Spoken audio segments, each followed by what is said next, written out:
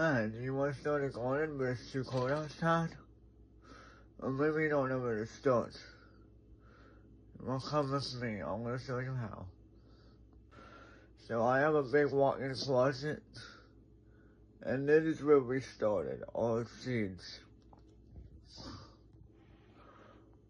We have a metal shelf that we use to put them on. I think it's got 4 different levels. So the first thing you need is you need like a grow light. If you're gonna do it inside, you need like a grow light.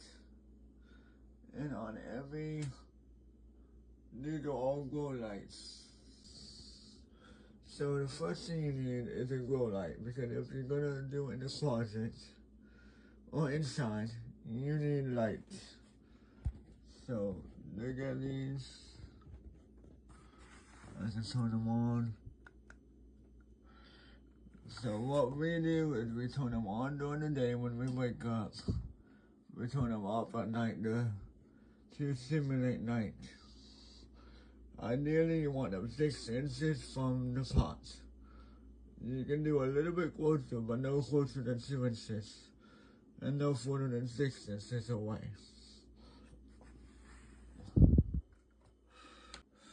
So you want to use seed starter. This is seed starter, not soil. It's not the same thing.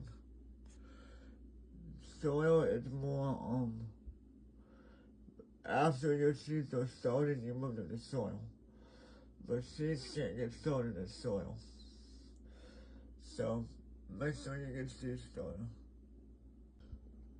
So when you're watering, it would be best for you to spray water. That's what we do. You can spray the surface, and it won't oversaturate them. If you overwater them, they're not going to take off. But if you underwater them, they're not going to take off either. So use the app I gave you on the other video. It will tell you when to water them. Now some people use a heating pad underneath, because it's best if the soil is about 85 degrees. That's best for germination. But we don't use a heating pad. My wife bought Back to the Roots seeds. Back to the Roots has high germination rate. And we are doing really well. We're not using a heating pad at all. But it might be helpful. And you also want to do your research, like watermelons, for example. They don't like the roots to be disturbed, so we're going to start them right outside. They don't want to be replanted. They want to be, when you put them in the ground, they want to stay in the ground. They don't want to be moved. But tomatoes grow really fast. You have to repot them every so often. So you just want to do your research. That app I gave you will help. What you can grow inside, what you should grow outside. One other thing is you do want to use a fan for circulation. We use a little portable fan. This is better for air circulation. It will help stimulate the roots coming out of the seeds. And it will help prevent mold too. So, it's a good idea.